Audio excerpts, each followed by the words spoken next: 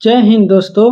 आज के इस वीडियो में हम लोग देखेंगे बिहार दरोगा मुख्य परीक्षा जो 2026 में आयोजित होने वाली है, उसमें रुक्मणी प्रकाशन यानी द प्लेटफॉर्म के तरफ से एक सेट निकाला गया है जो वॉल्यूम 1 है। तो देखिए, इसमें आपका पूर्ण एससीईआरटी और एनसीईआरटी के पाठ्यक्रम पर तैयार किया गया है और 27 सेट दिया गया है, जिसमें 5 सेट आपका हिंदी का है जो हम बाद में करा देंगे जब एग्ज़ाम शुरू होने वाला होगा उससे पहले। अभी हम पेपर 2 कराएंगे जो समान अध्ययन है आपका, इसी के आधार पर फाइनल में मेरिट बनेगा। तो आप लोग जानते हैं दोस्तों कि द प्लेटफॉर्म ऐसे ही नाम से ही चर्चित प्रकाशन है। तो आइए इसका हम सेट आज 1 देखेंगे। देखिए दोस्तों, इसमें इस वॉल्यूम 1 में आपका 5 सेट हिंदी का दिया गया है और 22 सेट आपका समान अध्ययन का दिया गया है। तो चलिए दोस्तों, वीडियो शुरू करते हैं। वीडियो शुरू करने से पहले आप लोग से एक छोटी सी रिक्वेस्ट है, अगर चैनल पर आप नए आए हैं तो प्लीज़ चैनल को सब्सक्राइब कर दे। अगर वीडियो अच्छी लगी तो एक लाइक कर दे और कोई भी डाउट है तो आप कमेंट करके पूछ सकते हैं। हम आज वीडियो शुरू करते हैं बिहार दरोगा एसआई मेंस रुक्मणी प्रकाशन का, और इसी तरह से आपका हम टोटल सेट कराएंगे, इसलिए पल पल के अपडेट के लिए आप लोग बेल आइकन को भी ऑन कर देंगे। तो देखिए, पेपर 2 समान अध्ययन शुरू करते हैं। पहला क्वेश्चन कह रहा है दोस्तों कि भारत छोड़ो आंदोलन किस वर्ष शुरू हुआ था। बताइए दोस्तों कि भारत छोड़ो आंदोलन किस वर्ष शुरू हुआ था। तो इसका राइट आंसर ऑप्शन ए हो जाएगा 1942 में। अगला क्वेश्चन देखते हैं। क्वेश्चन नंबर 2 कह रहा है कि हवा महल का निर्माण किसने करवाया था। बताइए आप लोग कि हवा महल का निर्माण किसने कराया था। तो हवा महल का निर्माण महाराजा सवाई प्रताप सिंह ने कराया था। तीसरा नंबर क्वेश्चन देखते हैं। अ पैसेज टू इंडिया नामक उपन्यास के लेखक कौन है। बताइए आप लोग कि अ पैसेज टू इंडिया नामक उपन्यास के लेखक कौन है। तो इसका राइट आंसर ऑप्शन बी होगा, E.M. फॉरेस्टर है। चौथा नंबर क्वेश्चन देखते हैं कि भारतीय संविधान के किस अनुच्छेद में सार्वभौमिक वयस्क मताधिकार का प्रावधान दिया गया है। तो बताइए इसका राइट आंसर क्या होगा दोस्तों कि भारतीय संविधान के किस अनुच्छेद में आपका सार्वभौमिक वयस्क मताधिकार का प्रावधान दिया गया है। तो इसका राइट आंसर ऑप्शन डी होगा 326 में, यानी अनुच्छेद 326 में दिया गया है। पांचवा नंबर क्वेश्चन देखिए दोस्तों कि कह रहा है कि हॉर्नबिल त्यौहार एक प्रसिद्ध आदिवासी त्यौहार है, यह भारत के इनमें से किस पूर्वोत्तर राज्य में मनाया जाता है। बताइए इसका राइट आंसर क्या होगा। हॉर्नबिल त्यौहार किस राज्य में मनाया जाता है। तो इसका सही उत्तर होगा ऑप्शन सी, नागालैंड। छठा नंबर क्वेश्चन देखते हैं कि भारतीय संविधान के किस अनुच्छेद में पंचायत और स्थानीय निकाय शासन से संबंधित प्रावधान शामिल है। आपका पॉलिटी से संबंधित क्वेश्चन है। बताइए कि पंचायती और स्थानीय निकाय किस अनुच्छेद में दिया गया है। तो इसका राइट आंसर होगा ऑप्शन डी, 243 अनुच्छेद। 7 नंबर क्वेश्चन देखते हैं कि 2011 के जनगणना के अनुसार निम्नलिखित में कौन सा राज्य भारत का सबसे कम शहरीकृत राज्य है। तो भैया इसका राइट आंसर क्या होगा कि जब 2011 के जनगणना के अनुसार भारत का सबसे कम शहरीकृत राज्य कौन सा है। तो बहुत लोग बिहार को समझकर टिक कर देंगे, लेकिन इसका राइट आंसर ऑप्शन सी होगा, हिमाचल प्रदेश। 8 नंबर देखिए क्वेश्चन कि भारतीय राष्ट्रीय कांग्रेस का पहला अधिवेशन 1885 में आयोजित किया गया था, इसका आयोजन भारत के किस शहर में किया गया था। तो बताइए इसका राइट आंसर क्या होगा। तो इसका सही उत्तर होगा बम्बई, ऑप्शन सी। याद रखने का ट्रिक है दोस्तों कि बक मई फिर बक, यानी बम्बई, कोलकाता, मद्रास, इलाहाबाद, बम्बई फिर कोलकाता। ये आपका सीरीज से 1885 से लेकर आगे बढ़ते चला जाएगा। नेक्स्ट क्वेश्चन चलते हैं दोस्तों, और ये भी याद रखिएगा कि भारतीय राष्ट्रीय कांग्रेस के संस्थापक A.V. होम को माना जाता है। 9 नंबर क्वेश्चन देखते हैं कि 1991 में सरकार की ने किसकी अध्यक्षता में कर सुधार समिति का गठन किया गया था। बताइए दोस्तों इसका राइट आंसर क्या होगा। 1991 में सरकार ने किसकी अध्यक्षता में कर सुधार समिति का गठन किया था। तो इसका राइट आंसर होगा ऑप्शन डी, राजा जे चलैया। और कर से ही आपका जीएसटी संबंधित है। जीएसटी लागू करने वाला पहला राज्य असम है। ये भी फैक्ट याद रखिएगा दोस्तों। 10 नंबर क्वेश्चन देखते हैं कि एनएसई यानी national stock exchange of India का मुख्यालय कहाँ स्थित है। बताइए कि national stock exchange of India का मुख्यालय कहाँ स्थित है। तो कमेंट करके जवाब दीजिए आप लोग। तो इसका राइट आंसर ऑप्शन बी होगा, मुंबई। नाबार्ड का भी आपका मुख्यालय मुंबई में ही अवस्थित है, इसलिए मुंबई को वित्तीय राजधानी कहा जाता है भारत का। अगला क्वेश्चन देखिए कि हीराकुंड बांध किस नदी पर अवस्थित है।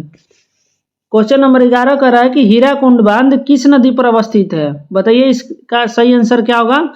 इसका राइट आंसर ऑप्शन डी होगा, महानदी पे। और भाखड़ा नगर बांध किस नदी पर है। तो यह आपका सतलज नदी पर हो जाएगा। 12 नंबर क्वेश्चन देखिए कि कालिदास सामान्य पुरस्कार प्रारंभ किया गया। बताइए ये किस राज्य के द्वारा प्रारंभ किया गया है कि कालिदास सम्मान पुरस्कार किस राज्य के द्वारा प्रारंभ किया गया है। तो इसका राइट आंसर होगा ऑप्शन सी, मध्य प्रदेश सरकार के द्वारा। जैसे कि आप लोग कालिदास जानते हैं होंगे कि भारत के ये शेक्सपियर कह जाते हैं। इनकी रचनाएं अभिज्ञान शकुंतलम और मेघदूतम रघुवंशम है। अगला क्वेश्चन देखते हैं दोस्तों 13 नंबर की दिनार किस देश की मुद्रा है।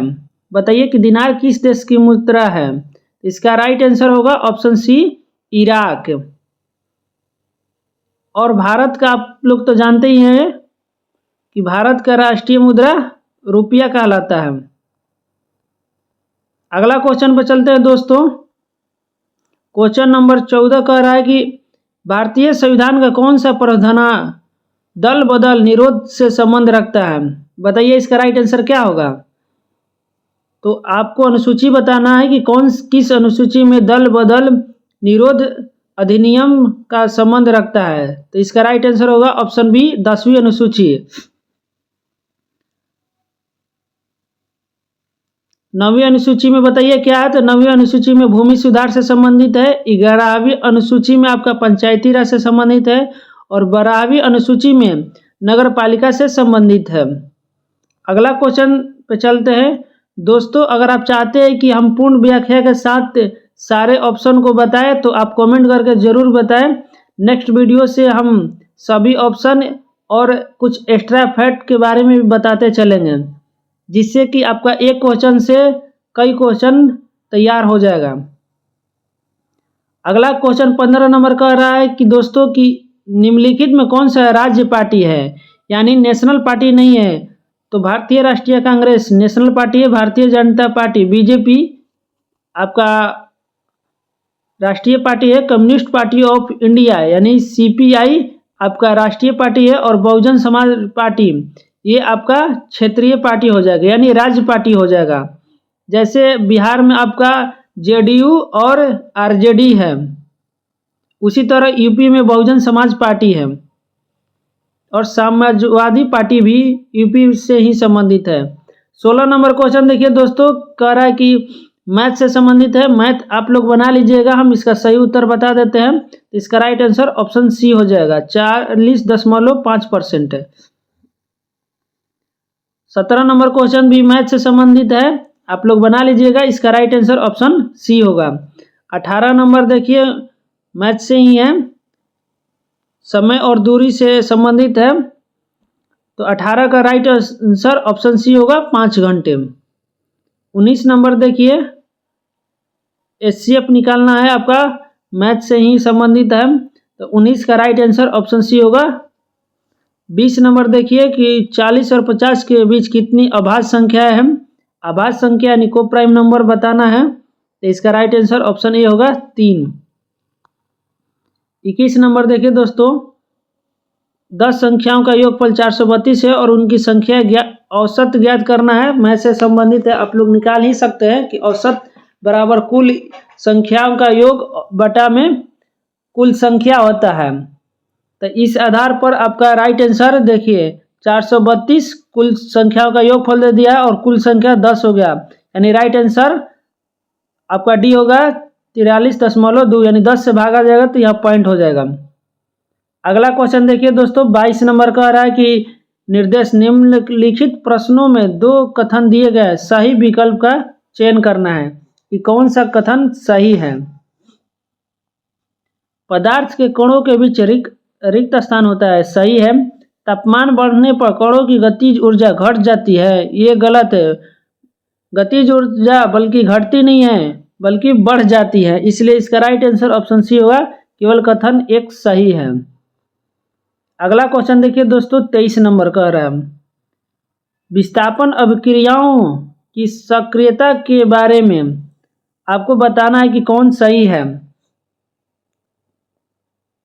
जिंक कॉपर को उसके रबड़ विलयन से विस्थापित कर सकता है क्योंकि जिंक अधिक अभिक्रियाशील है, तो इसका ये सही है। आयरन की कील को कॉपर सल्फेट विलयन में डालने पर विलयन का नीला रंग अपरिवर्तित रहता है, ये गलत है। कॉपर जिंक सल्फेट विलयन से जिंक को विस्थापित कर सकता है, ये भी गलत है, यानी इसका राइट आंसर ऑप्शन सी होगा, केवल एक सही है। इसके लिए आप लोग अभिक्रियाशीलता याद रखिएगा दोस्तों कि पहले कौन सा होगा, सोडियम मैग्नीशियम ऐसे करके एक अभिक्रियाशीलता आती है, उसी आधार पर ये क्वेश्चन बनेगा। हम पीडीएफ आप लोग को सेंड कर देंगे, आप लोग उसका पढ़ लीजिएगा। अगला क्वेश्चन चलते हैं दोस्तों 24 नंबर। 24 नंबर क्वेश्चन कह रहा है कि रेडॉक्स अभिक्रिया MnO2 + 4HCl अभिक्रिया करके MnCl2 + 2H2O + Cl2 के बारे में आपको बताना है कि सही कौन सा है।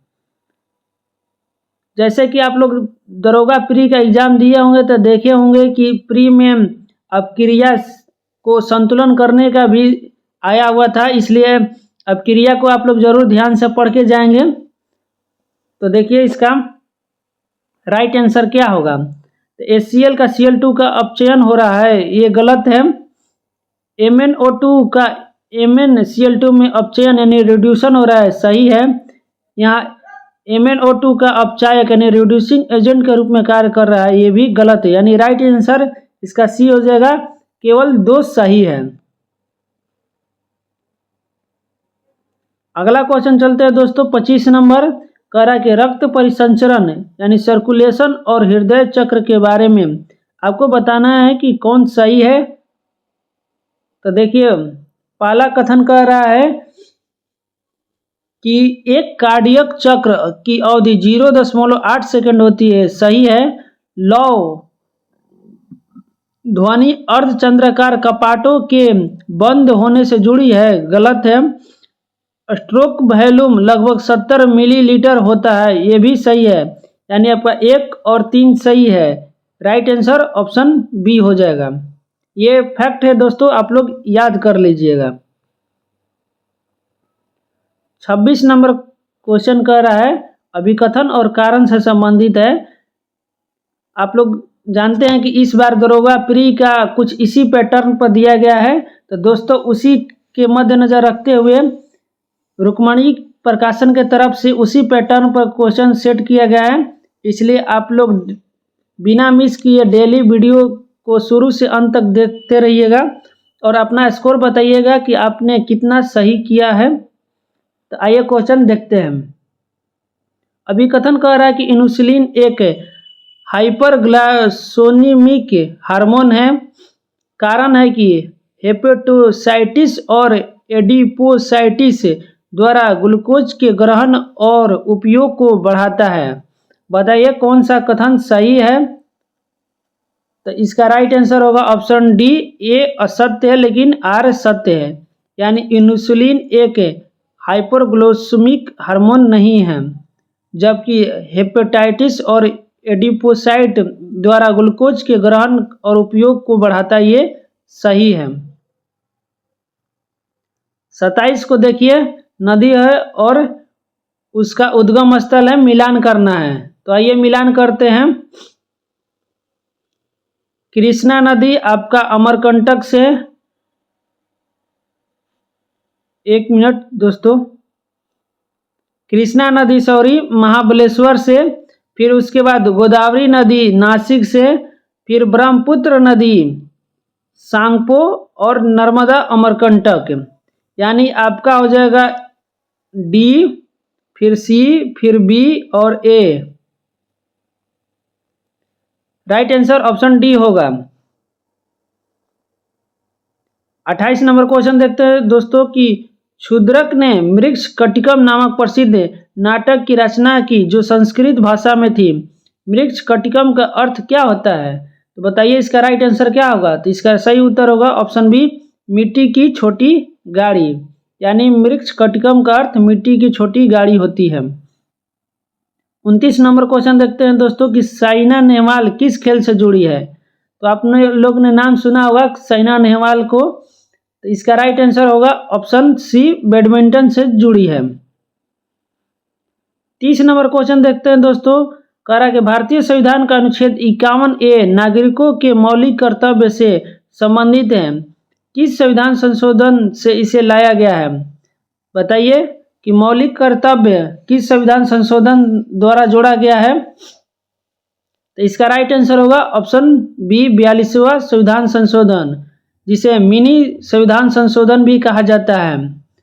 और आपका भाग 4 के ए में मौलिक कर्तव्य संबंधित है। पहले 10 मौलिक कर्तव्य थे और एक बाद में जोड़ा गया, यानी अब 11 मौलिक कर्तव्य हो गए हैं। और मौलिक कर्तव्य आपका रूस के संविधान से लिया गया है। अगला क्वेश्चन देखते हैं दोस्तों, 31 number, Jwalamukhi ring of fire या घेरा किस महासागर से संबंधित है? तो बताइए इसका राइट आंसर क्या होगा। रिंग ऑफ फायर आपका प्रशांत महासागर में अवस्थित है, यानी ऑप्शन ए सही होगा। अगला क्वेश्चन पर चलते हैं दोस्तों, क्वेश्चन नंबर 32 देखते हैं। 32 कह रहा है कि भारतीय संविधान की धारा 198 में धन विधेयक पारित करने की विधि प्रावधानित है। यदि विधान परिषद धन विधेयक को रोक लेता है तथा उसे वापस करने से मना कर देता है तो कितने दिन बाद इस विधेयक को दोनों सदनों से पारित माना जाएगा? बताइए इसका राइट आंसर क्या होगा दोस्तों। तो इसका सही उत्तर होगा ऑप्शन बी, 14 दिन। और सेम बात आपको राज्यसभा और लोकसभा में भी होता है।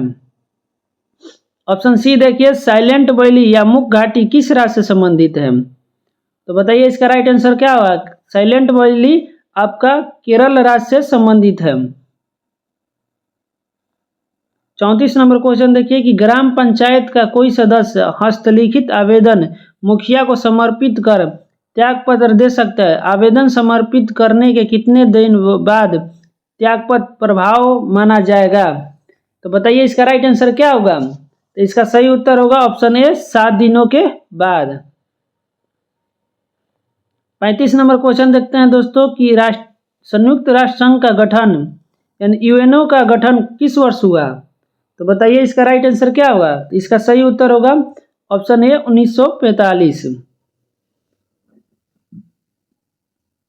36 नंबर देखिए क्वेश्चन, बिहार में बहने वाली नदियों में उसका उद्गम अमरकंटक में है। बताइए कौन सा नदी का उद्गम अमरकंटक में है? तो इसका राइट आंसर होगा आपको ऑप्शन बी, सोन नदी का। और सोन नदी पाटली यानी पटना में जाकर गंगा नदी में मिल जाती है। और ये एकमात्र उत्तर की ओर बहने वाली नदी है। 37 नंबर क्वेश्चन देखिए दोस्तों, भौगोलिक दृष्टि से भूटान 4 क्षेत्रों में विभाजित है। निम्नलिखित में कौन सा उन प्रभागों का नाम नहीं है? तो ये फैक्ट है, आप लोग याद रखिएगा। इसका राइट आंसर ऑप्शन सी होगा, उत्तरी, बाकी दक्षिणी, पूर्वी और पश्चिमी ये विभाजित है। 38 नंबर क्वेश्चन देखते हैं दोस्तों कि पार्थिनियों की उत्पत्ति निम्नलिखित में किस देश से हुई थी? बताइए इसका राइट आंसर क्या होगा। पार्थिनियों की उत्पत्ति आपका ईरान देश से हुई थी। इसका राइट आंसर ऑप्शन सी हो जाएगा। 39 नंबर क्वेश्चन देखते हैं कि निम्नलिखित में किस कटिबंध में पूरे वर्ष सूर्य की ऊर्ध्वाधर किरणें प्राप्त होती है? बताइए इसका राइट आंसर क्या होगा। कि सूर्य की ऊर्ध्वाधर किरणें किस कटिबंध में पूरे वर्ष प्राप्त होती रहती है? तो इसका सही उत्तर होगा उष्ण कटिबंध। नाम से ही आपका पता चल रहा है उष्ण कटिबंध में पूरे वर्ष सूर्य का किरणें ऊर्ध्वाधर यानी लंबवत मिलती रहेगी, और ध्रुवीय कटिबंध यानी आपका लाट छोर ध्रुव की तरफ सूर्य के लंबवत किरण नहीं मिलेगी। 40 नंबर क्वेश्चन देखते हैं दोस्तों, निम्नलिखित में किस वर्ष सूचना का अधिकार अधिनियम पारित किया गया था? बताइए इसका राइट आंसर क्या होगा कि सूचना का अधिकार कब पारित किया गया था? तो इसका सही उत्तर होगा ऑप्शन ए 2005 में। 41 नंबर क्वेश्चन देखते हैं कि न्यायमूर्ति बेला त्रिवेदी का ऐतिहासिक निर्णय निम्नलिखित में कौन सा है जिसकी आधिकारिक सेवानिवृत्ति जून 2025 को निर्धारित है? बताइए इसका राइट आंसर क्या होगा? तो इसका सही उत्तर होगा ऑप्शन बी पोक्सो एक्ट पर फैसला। 42 नंबर क्वेश्चन देखिए दोस्तों, मैथ से है, आप लोग बना लीजिएगा। इसका उत्तर हम बता देते हैं, इसका राइट आंसर ऑप्शन बी होगा। 43 नंबर भी मैथ से है, इसका उत्तर आपका ऑप्शन सी होगा। ए स्क्वायर माइनस बी स्क्वायर पे फॉर्मूला पर आप लोग तोड़ लीजिएगा, एक बार प्लस होता है और एक बार माइनस होता है, तो आप बना लीजिएगा। 44 नंबर क्वेश्चन भी देखिए आपका मैथ से संबंधित है और इसका राइट आंसर ऑप्शन बी होगा 800। 45 नंबर क्वेश्चन पर चलते हैं दोस्तों। 45 नंबर भी आपका मैथ से है, इसका सही उत्तर होगा ऑप्शन ए 46। औसत ज्ञात करना है, आप बना लीजिएगा। 46 नंबर क्वेश्चन देखिए कि आपके एक प्रश्न और दो समीकरण दिए गए हैं, पहचान करिए कौन सा समीकरण प्रश्न का उत्तर देने के लिए पर्याप्त है।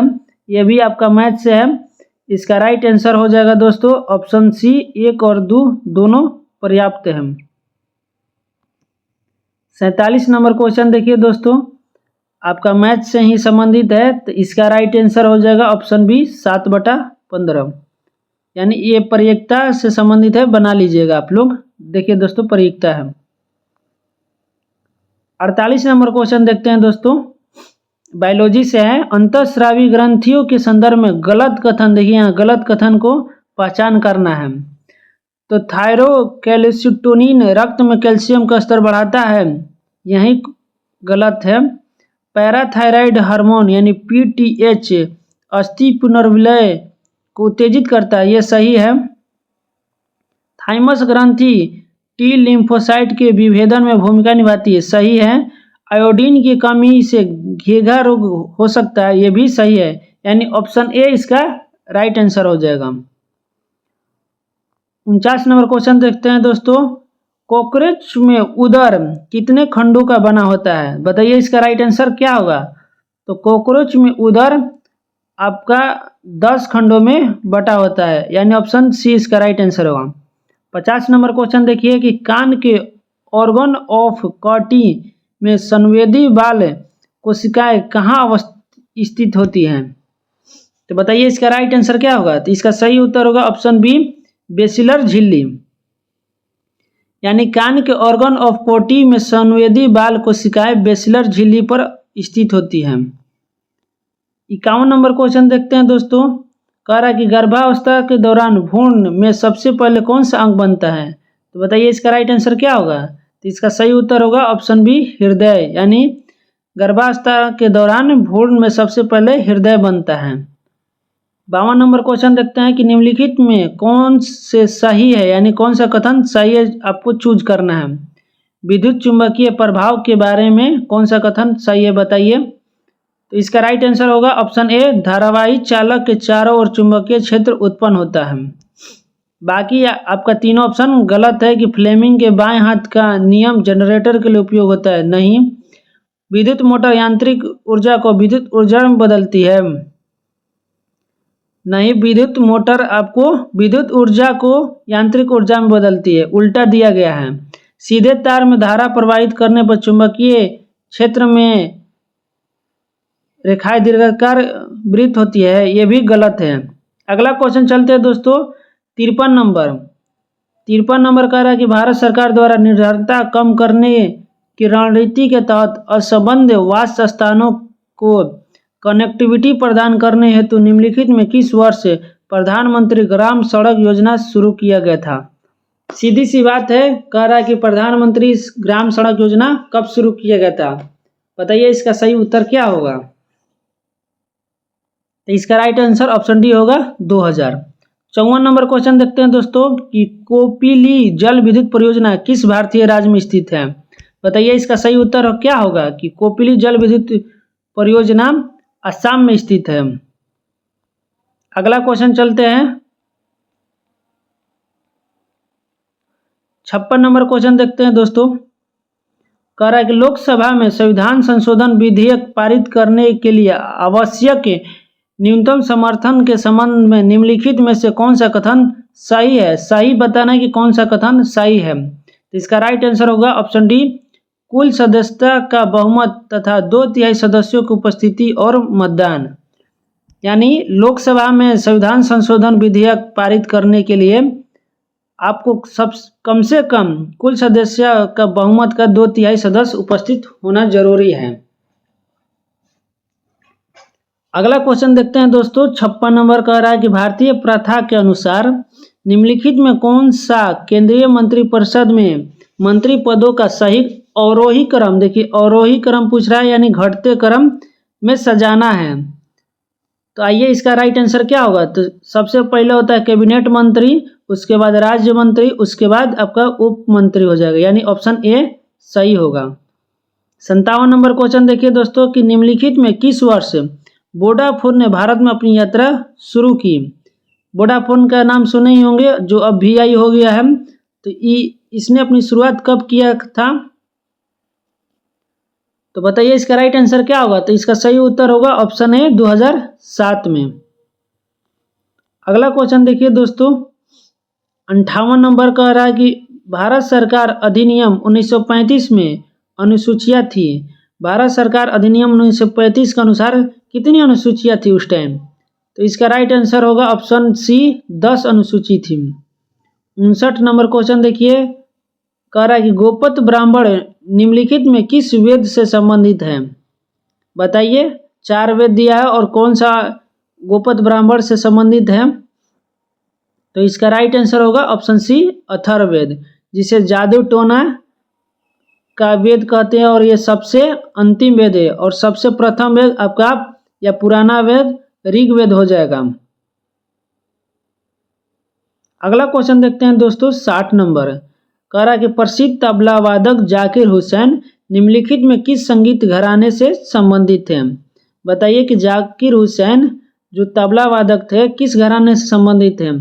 तो इसका राइट आंसर होगा ऑप्शन डी, पंजाब घराना।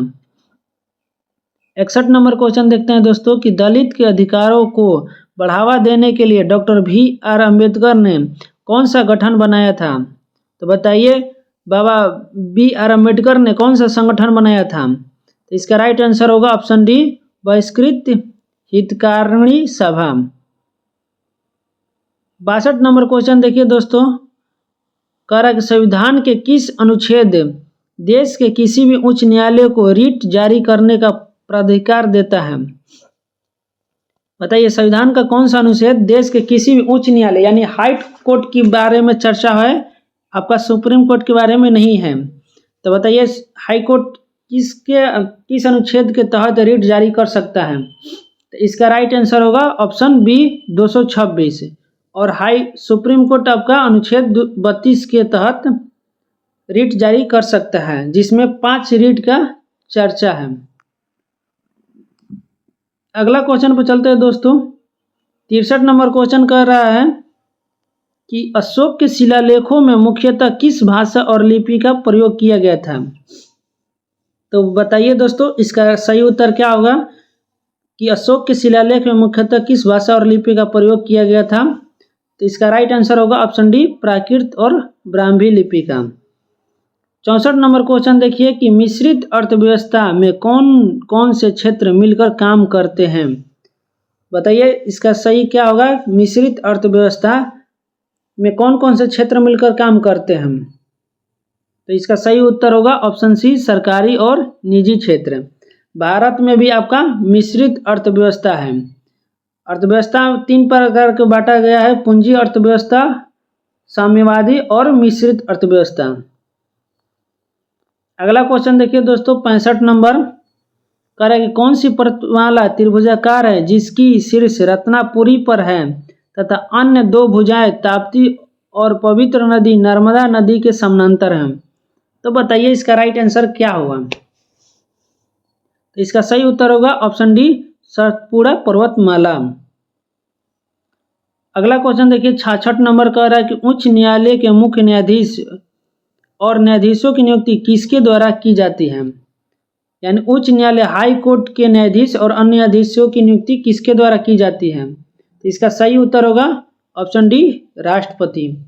और हाई कोर्ट, सुप्रीम कोर्ट के भी न्यायाधीश को राष्ट्रपति के द्वारा ही नियुक्ति की जाती है। अगला क्वेश्चन देखिए दोस्तों 67 नंबर की 1887 में हेनरिक रुडोल्फ हर्ट्ज ने किसके काम को अपने प्रयोग की एक श्रृंखला को करने के लिए लागू किया है जिससे उन्होंने रेडियो तरंगें उत्पन्न की। तो बताइए इसका राइट आंसर क्या होगा। तो इसका राइट आंसर ऑप्शन सी होगा, जेम्स क्लर्क मैक्सवेल। अगला क्वेश्चन पर चलते हैं दोस्तों, क्वेश्चन नंबर 68 देखते हैं, आपका मैथ से संबंधित है, आप लोग बना लीजिएगा।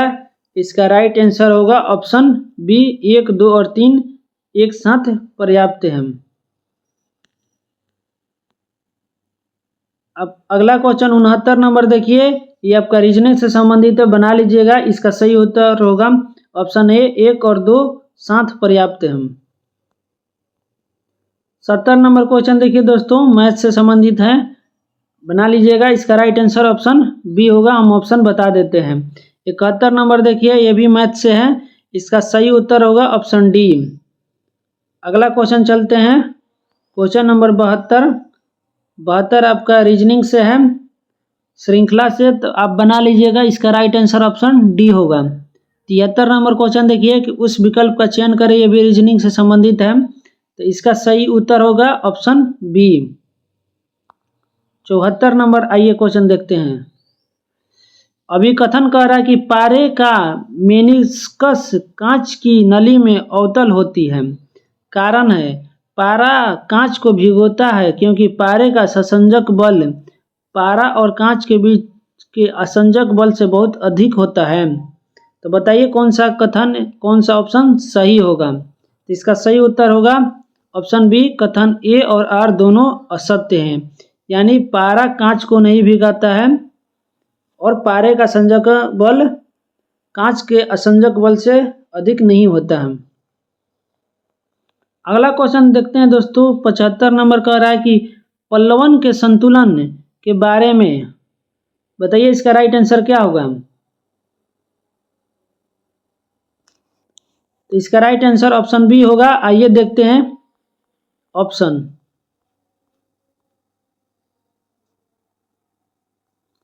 बी होगा, 2 और 3 सही है। तैरती हुई वस्तु का भार उसके द्वारा विस्थापित द्रव के भार से हमेशा कम या बराबर होता है, सही है। और आगे का ऑप्शन आप पढ़ लीजिएगा। 76 नंबर क्वेश्चन देखिए दोस्तों, कह रहा है कि एक लड़का जिसका द्रव्यमान 40 kg है, 20 सीढ़ियाँ यानी प्रत्येक 15 सेंटीमीटर ऊंची है, 10 सेकेंड में चढ़ता है। तो आप लोग बना लीजिएगा, फिजिक्स का न्यूमेरिकल है। इसका राइट आंसर ऑप्शन डी होगा, केवल एक सही है, यानी कुल शक्ति 112 वाट है।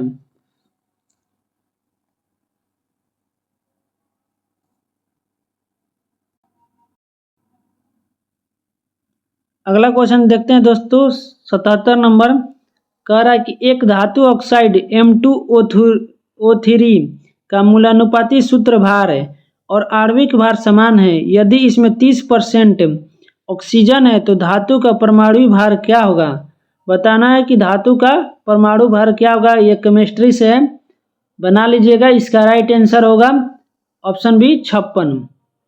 अगला क्वेश्चन देखते हैं 78 नंबर है, डीएनए प्रतिकृति के बारे में गलत कथन पहचाने। तो बताइए इसका राइट आंसर क्या होगा कि कौन सा गलत है। यह अर्धरूढ़िवादी होता है, सही है। यह एस प्रवस्था में होता है, सही है। डीएनए पॉलीमरेज 3 से 5 दिशा में पॉलीमराइज करता है, ये गलत है। ओकाजाकी टुकड़े लैंगिक स्ट्रैंड पर बनते हैं, सही है। तो गलत कथन पहचान करना था, इसका राइट आंसर ऑप्शन सी हो जाएगा। अगला क्वेश्चन देखते हैं दोस्तों, कह रहा है 31 दिसंबर 1947 को संविधान सभा में कितने सदस्य थे? तो बताइए इसका राइट आंसर क्या होगा? तो इसका सही उत्तर होगा 299। 80 नंबर क्वेश्चन देखते हैं कि निम्नलिखित में कौन सा मुख्य रूप से ईसाई समुदाय द्वारा मनाया जाता है? बताइए ईसाई समुदाय द्वारा कौन सा त्यौहार मनाया जाता है? तो इसका राइट आंसर ऑप्शन डी होगा, गुड फ्राइडे।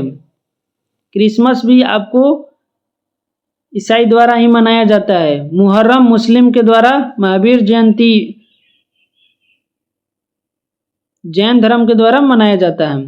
अगला क्वेश्चन देखिए दोस्तों कि निम्नलिखित में कौन भारत के किसी राज्य की विधान परिषद में 1/6 सदस्यों को नामित करता है? बताइए इसका क्या सही उत्तर होगा कि भारत में किसी राज्य की विधान परिषद में 1/6 सदस्यों को नामित करता है? तो इसका सही उत्तर होगा ऑप्शन बी, राज्यपाल।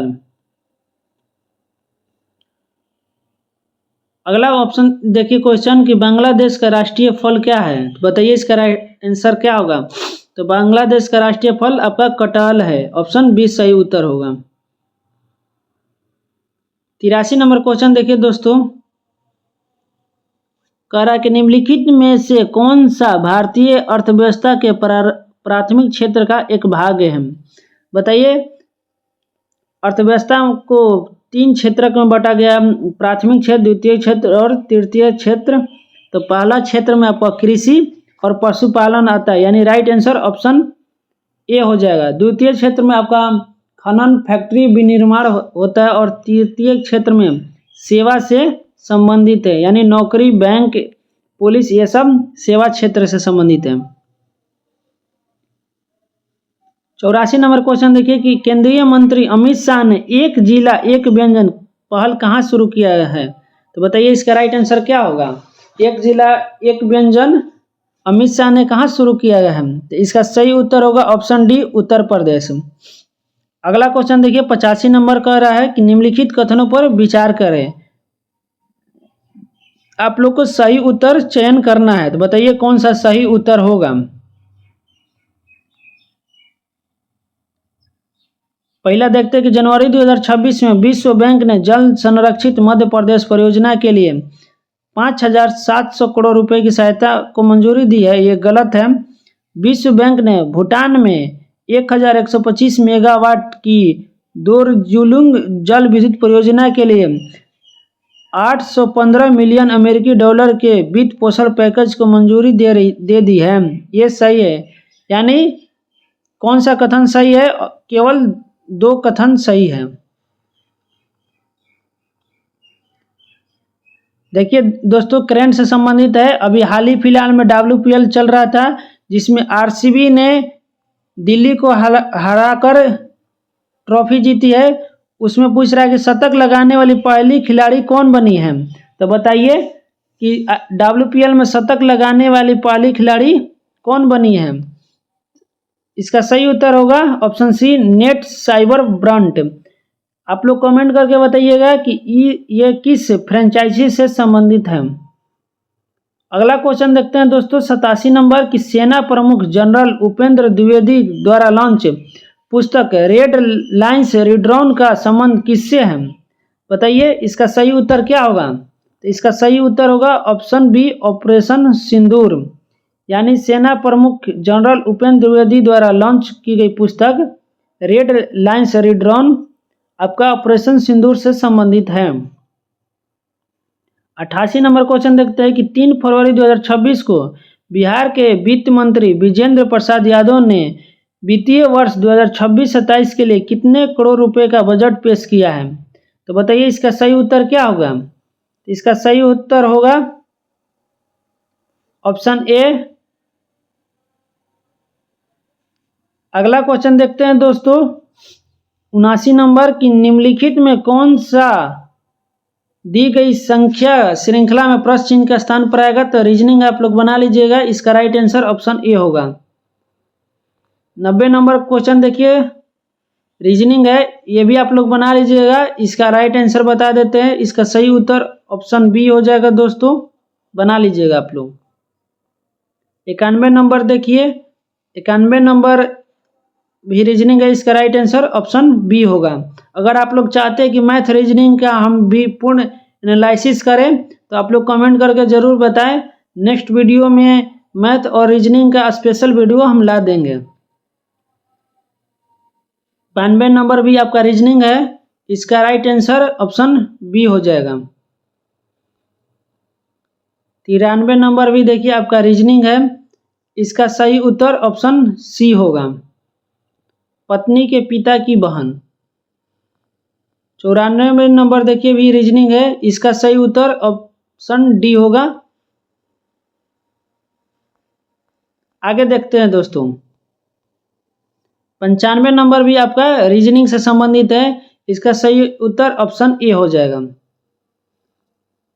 96 नंबर देखते हैं कि पुष्पीय पादपों के अकारी के मोर्फोलॉजी के बारे में सही कथन चुने। यानी पुष्पीय पौधे के अकारी के बारे में कौन सा कथन सही है? तो इसका राइट आंसर ऑप्शन ए होगा, आलू और अदरक समजात अंग है, दोनों तने का रूपांतरण है, जबकि बाकी शकरकंद तने का रूपांतरण नहीं है।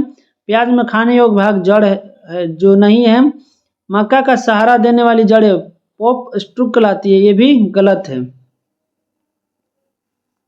97 नंबर देखिए कि वर्ण विक्षेपण डिप्रेशन और प्रकीर्णन के संदर्भ में बताइए कौन सा कथन सही है। सही आपको बताना है कि कौन सा वर्ण विक्षेपण और प्रकीर्णन के संदर्भ में है।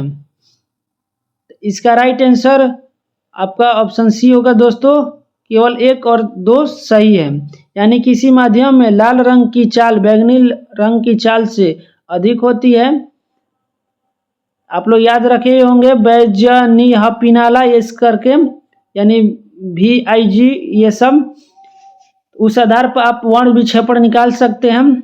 दूसरा कह रहा है कि रैले के प्रकीर्णन नियम के अनुसार प्रकीर्णित प्रकाश की तीव्रता तरंग दैर्घ्य के चौथी घात के व्युत्क्रमानुपाती होती है, यह भी बिल्कुल सही है। तीसरा कह रहा है कि रमन प्रभाव एक सुसंगत प्रकीर्णन है जिसमें आपतित और प्रकीर्णित प्रकाश का तरंगदैर्घ्य समान होती है, ये बिल्कुल गलत है। यानी 1 और 2 सही है। अगला क्वेश्चन कह रहा है कि आधुनिक परमाणु मॉडल किस पर आधारित है? बताइए इसका राइट आंसर क्या होगा कि आधुनिक परमाणु मॉडल किस पर आधारित है? तो इसका सही उत्तर होगा ऑप्शन बी, क्वांटम यांत्रिकी। 99 नंबर क्वेश्चन देखते हैं दोस्तों, कह रहा है कि निम्नलिखित में कौन सा कथन सर्वोत्तम ढंग से यह व्यक्त करता है कि RNA में थाइमिन पर यूरेसिल का उपयोग क्यों किया जाता है? तो बताइए इसका राइट आंसर क्या होगा। तो यूरेसिल के संश्लेषण ऊर्जा को दृष्टि से सस्ता है, इसलिए इसका उपयोग किया जाता है। यानी राइट आंसर ऑप्शन बी हो जाएगा कि यूरेसिल का संश्लेषण ऊर्जा की दृष्टि से सस्ता है। अगला क्वेश्चन देखते हैं दोस्तों, 100 नंबर, आज का ये अंतिम क्वेश्चन है। आप लोग कमेंट करके जरूर बताइएगा कि वीडियो कैसी लगी, और कोई डाउट हो तो आप लोग पूछ सकते हैं, और अपना स्कोर भी आप लोग दोस्तों जरूर बताइएगा। क्वेश्चन देखते हैं कि पी ब्लॉक तत्वों के संदर्भ में निम्नलिखित में कौन सा कथन सही नहीं है? तो बताइए कौन सा कथन सही नहीं है। इनमें अधातु और उष्ण गैसें शामिल है, सही है। यानी पी ब्लॉक में अधातु भी है और उष्ण गैसें भी शामिल है। वे समूह 13 से 18 तक के है, ये भी सही है। उनका समूह बाहरी विन्यास NH2NP1 से NH2NP6 तक भिन्न होता है, ये भी सही है। इन्हें संक्रमण तत्व भी कहा जाता है, ये बिल्कुल गलत है। यानी राइट आंसर ऑप्शन डी हो जाएगा कि ये ऑप्शन सही नहीं है। तो आज के वीडियो में इतना ही। हम लोग ने सेट नंबर 1 कंप्लीट किया है, अगला वीडियो सेट नंबर 2 आएगा। अगर आप लोग से यही रिक्वेस्ट है तो आप लोग नए आए हैं तो चैनल को सब्सक्राइब कर दें। मिलते हैं नेक्स्ट वीडियो में, तब तक के लिए।